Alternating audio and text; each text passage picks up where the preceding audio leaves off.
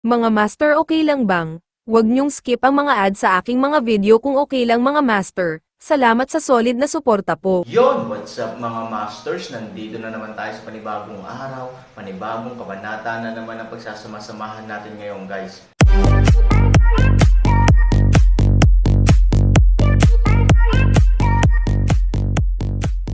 Bali mga masters, kung bago ka pa lang po sa aking YouTube channel, please click the subscribe button, lalong-lalo na po yung notification bell guys, para maging connected pa rin tayo sa isa't isa at maging updated kayo sa mga susunod ko pang video. Bali mga masters, bago natin umpisahan ng kwento ay mag-shoutout po muna tayo para sa mga solid nating tagapakinig. Shoutout kay Robert Tolentino. Shoutout kay Arnel Dimapilis. Yun na nga mga masters, no? Bali hindi na ito patagalin. In 3, 2, 1, let's go! Sa hakbang na ito, dapat itong pahintulutang sumabog ng direkta. Kung hindi, ito ay paulit-ulit na mag-aapoy at pagkatapos ay papatayin. Pagkatapos ng mahabang panahon, ito ay magkakaroon ng kaunting kahulugan. Lahat ng bagay ay may hangganan, at kapag ito ay umabot sa pinakakritikal na oras at lugar, dapat itong ganap na mailabas. Sa modernong mga termino, ang ilang mga bagay ay mawawalan ng bisa. Kapag nag-expire na, wala na itong epekto. Gayunpaman, pareho pa rin itong modelo tulad ng dati, kung paano ito sasabihin ay nangangailangan ng isang espesyal na diskarte. Ito ay malinaw na isang sakit ng ulo para sa may-ari ng nayon at ang iba pa, ngunit ito ay hindi nagpapahintulot sa kanila na makakita ng anumang mga pagkukulang. May mga taong mangmang at tinutulungan ang iba na bilangin ang kanilang pera nang hindi nalalaman na sila ay naibenta na. Ang dapat gawin ni Han Sanchen ay ipaalam sa may-ari ng nayon at sa iba pa na siya ay naibenta na, at kailangan niyang tumulong kay Han na may nakangiting mukha, $3,000. Ahem. Tumayo si Han Sanchen sa oras na ito, sinulyapan ang may-ari at ang iba pa, at pagkatapos ay sa lahat ng naruroon, ako ay isa ring VIP ng isang sikat na tindahan ngayon. Actually, if the owner of the village wants something from me, I should try my best to help. Total partner naman tayong lahat, kung mabait siya, natural na makakabuti sa akin. It's just that personal principles are always personal principles, therefore, based on this, I cannot agree to his request just now. However, secondly, I can do another favor for everyone and Shouchi. Huminto si Han Sanchen sa pagsasalita dito, ngunit walang sumagot sa audience. Lahat sila ay nakatingin sa kanya ng may pag-asa, naghihintay sa kanyang susunod na sasabihin.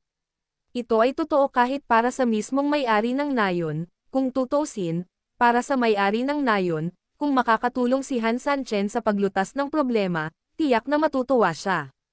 Hindi na kailangang sabihin, ang iba ay naghihintay para sa kanya upang iligtas ang kanilang mga buhay. Kung tutuusin, maraming tao sa pinangyarihan ang naghihintay sa kanya upang iligtas ang kanilang mga buhay. Sa makatuwid, ang antas ng mga inaasahan para sa kanyang mga salita ay masasabing mas malaki pa kaysa sa mga salita ng may-ari ng nayon. Nang makitang siya ay halos nasa kalagayan ng kawalan ng pag-asa, huminto si Han Sanchen sa pagtatangkang ilihim ito at nagpatuloy, susubukan ng nayon ang lahat ng makakaya upang bigyan ako ng ilang elixir. Tandaan, sila ang pinakamahusay na elixir. Dapat itong madaling matuno at masipsip. Ang layunin nito ay aktwal na gawing mas madali para sa akin na simulan ang paggamit nito ngayon at upang makaipon ng isang tiyak na halaga ng lakas upang tretuhin ang maraming tao hanggat maaari. Siyempre, nagkaroon kami ng malaking problema sa kung paano pumili ng mga tao noon. Sa makatuwid, gusto kong matuto mula sa karanasan, at para masigurado ang tiwala ng lahat, ako ang pipili ng mga tao. Ang mga patakaran para sa pagpili ng mga tao ay napakasimple, iyon ay gumuhit ng maraming. Hihilingin ko sa may-ari ng nayon na sumulat ng 2 lote, ang isa ay walang salita at ang isa ay may mga salita. Kung bumunot ka ng loto, masusundan mo ako kaagad sa bulwagan, at I-treat ko siya. Kung hindi ka bumunot ng loto, sayang naman at handa kang umamin ng pagkatalo, wala kang pagkakataong magamot ang ganitong paraan. Maaari mong hintayin ang kamatayan ng pribado, o maaari kang makahanap ng isang paraan upang iligtas ang iyong sarili, o maaari mong subukan ang ilang mga paraan upang pansamantalang iligtas ang iyong buhay, at darating ako upang iligtas ka pagkatapos kong gumaling. I don't know how to do this, what do you think? Nang matapos siyang magsalita, sumabog ang plataporma. Una sa lahat, ang paraan ng pagpili ng Han Sanchen ay karaniwang walang problema para sa sinuman, lalo na sa mga may mababang paglilinang. Kaya lang nilang maghintay na mamatay, ngunit ngayon, binigyan sila ni Han Sanchen ng kalahating pagkakataon, at syempre dapat nilang pahalagahan ito. Pangalawa, ang paraan ng pagpili ay karaniwang patas at makatarungan. Sa wakas, may nakakabaliw na pagtaas sa bilang ng mga lugar, dapat alam mo na halos 10,000 tao dito, mula sa orihinal na 50 lugar, ang bilang ay tumaas ng halos 100 beses, nangangahulugan ito na mas maraming tao ang magkakaroon ng swerte, at nangangahulugan ito na mas maraming tao ang makakaligtas. So, paanong hindi sila magiging masaya? Lubos naming sinusuportahan ang VIPs. Oo, ito ang tunay na paraan ng paggamot. Tama, at least fair and just ang rules, kahit hindi tayo mag-drawing ng maayos at walang ganyang swerte, sarili nating negosyo yan, dapat kumbinsido tayo na talo tayo.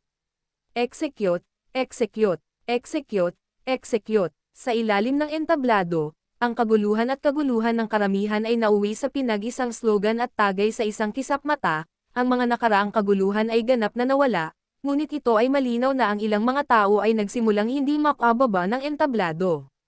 Ang taong ito ay walang iba kundi ang mismong may-ari ng nayon. Obviously, inihaw siya sa apoy ni Han Sanchen. Ang daming tao sa ibaba ay madamdamin, bagamat siya ang may-ari ng nayon, maaari ba niyang pukawin ang galit ng publiko sa panahong ito?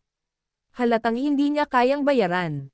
Kaya, walang paraan para tumanggi siya. Ngunit paano ang pagsunod?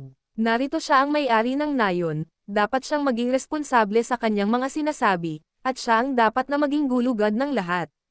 Ngunit ngayon, mabuting tao, lahat ay tumatakbo sa Han Sanchen ngayon, iniisip na ng lahat ang sinasabi ni Han Sanchen, so sino ang ibig niyang sabihin na may-ari ng village?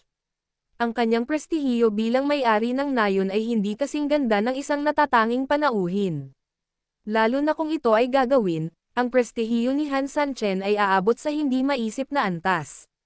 Siya ang tagapagligtas ng lahat, ang tagapagligtas na ito ay hindi lamang makikita sa kanyang mga kakayahan upang iligtas ang mga tao, ngunit ang pinakamahalagang bagay ay ang pamamaraan.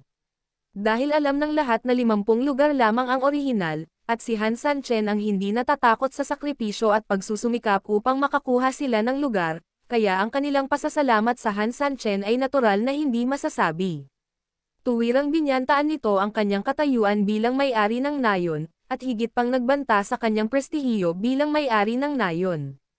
Ang kahulugan ng apat na salitang ito, mas mataas na merito kaysa master, ay hindi lamang kinatatakutan ng mga tao sa bahay ng emperador, ngunit ito ay aktwal na umiiral sa anumang maliit na koponan. Buti na lang maliit na grupo kung minsan ay walang ganoong kapangyarihan, at hindi ganoon kahigpit ang kompetisyon, kaya hindi gaanong halata. Ngunit ito ay hindi nangangahulugan na ito ay hindi umiiral. Bukod pa rito, ang susi ay ang pagkonsumo nito ng mga mapagkukunan. Kung gaano karaming mga elixir ang kailangan para makatipid ng libu-libong tao, at tinukoy ni Han Sanchen na gusto niya ng magagandang elixir na madaling matuno at masipsip. Good guy, good elixirs na mabilis na naabsorb at natutunaw actually hindi na lang good elixirs, mula sa isang tiyak na antas, ang bagay na ito ay ang pinakamahusay na elixir. Pero kapag sinabi ito ni Han Sanchen, hindi mo talaga siya masisisi, kung tutuusin, sa kanyang katayuan, ang iniisip ng mga ordinaryong tao bilang mga top quality na elixir ay mga walang kwentang elixir. Sa kanya, at ang pinakamagagandang elixir sa mata ng mga pambihirang taong tulad nila ay maituturing lamang na mabuti sa kanyang paningin. May mga ganitong elixir ba ang mga sikat na tindahan? Syempre ginagawa nila, ngunit ang mga top quality na elixir ay parang mga top quality na alak, may ilan, ngunit hindi marami. Sa paglipat na ito, halos lahat ng elixir warehouse sa kanyang nayon ay maaaring ilipat ni Han Sanchen. At ang paggastos ng napakaraming pera ay nagligtas lamang ng maraming tao na may medyo karaniwang paglilinang. Paanong hindi ito makakadama ng pagkabalisa sa mga tao? Gayunpaman, ang may-ari ng nayon ay talagang walang pagpipilian, pagkatapos mag-isip tungkol dito, maaari lamang siyang kumagat ng bala at pilit na ngumiti sa kabila ng kanyang sakit sa puso, kung ang lahat ng mga kilalang bisita ay maaaring maging pabaya sa kanilang kalusugan, ipagsapalaran nila ang lahat upang iligtas ang buhay ng lahat, kung gayon bilang may-ari ng aming nayon, paanong hindi ko itataya ang aking buhay upang samahan ka? Itim na hangin, puting damit. Ang mga espesyal na sugo na nakasuot ng itim na hangin at puting damit ay humakbang pasulong at magalang na nagsabi, narito ang aking mga nasasakupan. Kayong dalawa ay pumunta kaagad sa bodega ng elixir at kumuha ng lahat ng pinakamahusay na elixir sa loob nito, para mailigtas ang buhay ng lahat. Plano ng may-ari ng nayon na linisin ang lahat ng inventaryo sa bodega ngayon. Nang sabihin niya ang mga salitang ito, ang may-ari ng nayon ay nakaramdam ng matinding sakit, bawat salita ay sapat na para damyugo ang kanyang puso. Gayunpaman, wala talaga siyang ideya. Nagkunwari na si Han Sanchen bilang isang karibal, at siya, ang may-ari ng nayon, ay dapat na manalo pa rin, mga puso ng mga tao tagay, ngunit para sa may-ari ng nayon, ang ganitong uri ng tagay ay isa lamang uri ng kaguluhan at pagpapahirap subalit, ngayong sira na ang kanyang mga ngipin, kailangan niyang lunukan ito ng husto. Tumingin si Han Sanchen sa nalulumbay na may-ari ng nayon at hindi maiwasang mapamura, alam niya na natapos niya ang paunang pag-aapoy, at ngayon ay kailangan na lang niya ng pulbure para pasabugan ito. Ang espesyal na sugo na nakaputi ay mabilis na bumalik na may dalang Heifeng, ang entourage sa likod nila ay nagdala ng ilang kahon ng elixir, na halos masasabing ganap na natanggal ang lahat ng pinakamagagandang elixir sa buong library ng elixir, inilipat lahat ng gamot. Bahagyang yumoko ang espesyal na sagong puti, sumunod kay Heifeng, at sabay na nagulat, nakilala ng aking mga nasasakupan ang may-ari ng nayon. Inilipat naming dalawa ang lahat ng dekalidad na elixir mula sa bodega ng mga gamot sa nayon ayon sa kahilingan ng may-ari. Ang mga ulat mula sa matatalinong tao kung minsan ay hindi nangangailangan ng masyadong maraming paliwanag, ang may-ari ng nayon ay hindi bababa sa natutunan ang ilang mga pangunahing kadahilanan mula sa hitsura at mga salita ng espesyal na sugo sa puti. Iyon ay, ang espesyal na sugo sa puti ay hindi ganap na alisan ng laman ang mga elixir, marami pa siyang iniwan na espesyal at mahalagang elixir sa bodega. Ang may-ari ay lubos na nasisiyahan sa resultang ito, kung tutusin, sa harap ng napakaraming tao, isang napakamapagbigay na utos lamang ang maibibigay niya, ibig sabihin, lahat ng elixir sa nayon ay dapat gamitin. Gayunpaman, bilang may-ari ng nayon, dapat ay marunong siyang maghanda para sa tagulan, kaya syempre umaasa siya sa kanyang puso na may ilang halaga ng elixir ang dapat itago sa bodega. Pagkatapos ng lahat, kung ito ay pang-araw-araw na pagkonsumo, o kung kailangan mo ng ilang mga reserba sa mga kritikal na sandali, napakahalaga na magkaroon ng ilang mga bagay at inventaryo. Buti na lang at napakatalino ng Special Envoy in White, bagamat hindi pa siya nakapagsalita, naiintindihan niya ang marami sa mga kahulugan nito. Maaari kang mag-utos ng isang tao na ilipat ito sa mga kilalang bisita, utos ng may-ari ng nayon. Oo, akmang kikilos na ang sagong nakaputing damit, nagsalita rin si Han Sanchen, dumiretso ka na lang sa kwarto. Manatili ka muna roon at sabay-sabay mong tunawin at iligtas ang mga tao. Tumango ang espesyal na sagong nakaputi, at sabay kaway ng kamay, diretsyong inihatid ng kanyang mga tauhan ang gamot sa naunang silid. Tumango si Han Sanchen patungo sa may-ari ng nayon, at pagkatapos ay tumingin sa lahat ng naroroon, lahat, nakita mo rin na ang elixir ay naipadala na, ibig sabihin, ang sinabi ko noon ay matutupad. I also promise everyone that I will do my best to save everyone. Now, let's screen the personnel according to what we discussed before. Mabuti. Pagkatapos magsalita ni Han Sanchen, kinawian ng may-ari ng nayon ang kanyang kamay at nagpadala ng isang tao upang magdala ng karton at papel at iniabot sa mga kamay ni Han Sanchen. Sa harap ng lahat, ginamit ni Han Sanchen ang kanyang panloob na lakas para talagang magukit ng dalawang salita, presensya at kawalan, sa magkabilang salita. Orihinal, kailangan lang niyang isulat ang may sa isang piraso ng papel, ngunit maaaring mag-iba ang kulay ng papel dahil dito. Sa makatuwid, si Han Sanchen, na natatakot sa posibilidad ng pandaraya, ay piniling magsulat sa magkabilang piraso ng papel. Sa ganitong paraan, may mga tiyak na salita ng totoong enerhiya sa magkabilang piraso ng papel, kahit sa timbang, halos magkapareho sila, walang sino man ang maaaring mandaya. Oo, sa loob ng karton, sa katunayan, walang takot na may makakita ng anumang nakasulat sa papel. Ang pangunahing layunin ng paggawa nito ni Han Sanchen ay ang sinabi niya ngayon. Maging ang bigat ng mga salita ay isinasaalang-alang, upang kapag narinig ito ng iba, malalaman nila na ito ay profesionalismo at pagiging hindi makasarili sa tunay na kahulugan. Sa makatuwid, ang unang impresyon ng mga tao ay dapat na mas pinagkakatiwalaan nila ang paraan ng pagpili ni Han Sanchen, syempre aabot din sa rurok ang tiwala sa Han Sanchen.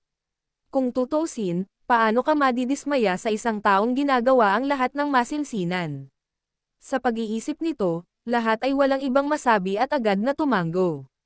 The distinguished guest is indeed a distinguished guest, hindi lamang niya tinutupad ang kanyang salita, ngunit ang paraan ng kanyang paghawak sa mga bagay-bagay ay patas at makatarungan din. Sino ang nagsabi kung hindi? Kung ang mga bagay na ito ay pinangasiwaan ng mga kilalang bisita, hindi magkakaroon ng maraming gulo. Tama, sa kasong ito, hindi ito ang turn ng dalawang gwardya ng aso na gamitin ang kanilang mga karapatan ng pribado, haantong ito sa pandaraya at kaguluhan.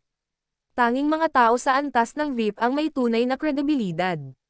Lahat ng tao sa ibaba ay pinuri ito, walang pride o ano paman si Han Sanchen, tumango lang siya ng bahagya, dahilan para magselos ang may-ari ng nayon ngunit walang magawa saglit. Total, lahat ng ginagawa ni Han Sanchen ay naaayon sa normal na pamamaraan, kahit hindi siya masaya, walang paraan para magalit. Ang may-ari ng nayon ay ngumiti ng malapad, sige, ngayong handa na ang lahat, simulan na natin ang pagguhit ng lote. Yun na nga mga masters, no? Bali panibagong kabanata na naman yung natapos natin ngayong gabi. Muli, maraming salamat po talaga sa walang sawang suporta po sa aking YouTube channel na talagang inaabangan nyo po ang bawat upload ko po. Bali mga masters, magkita-kita ulit po tayo bukas ng gabi at ngayon po ay magpapaalam po muna tayo. Bali mga masters, bye-bye!